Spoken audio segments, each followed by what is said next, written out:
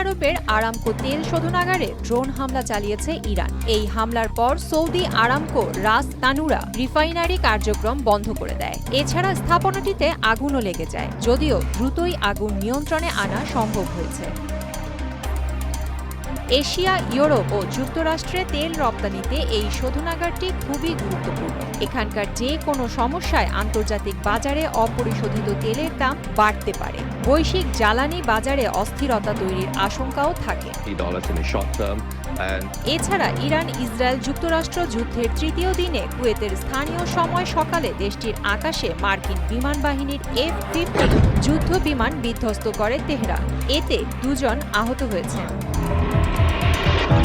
এদিকে রোববার মধ্যপ্রাচ্যের উপসাগরীয় অঞ্চলের সৌদি আরব, সংযুক্ত আরব আমিরাত, বাহরাইন, ওমান, কাতার এবং কুয়েতের পররাষ্ট্র মন্ত্রী পর্যায়ে অনলাইন বৈঠক হয়। এতে চেয়ারম্যান হিসেবে ছিলেন বাহরাইনের পররাষ্ট্রমন্ত্রী ডক্টর আব্দুল লতিফ বিন রাশিদ আল জায়ানি।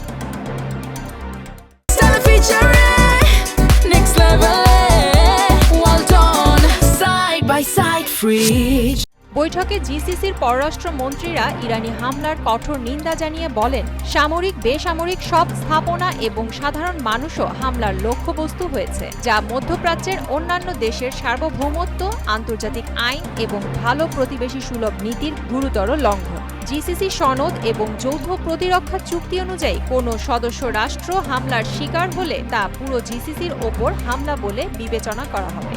ঘাটির ভিতরে পড়েছে।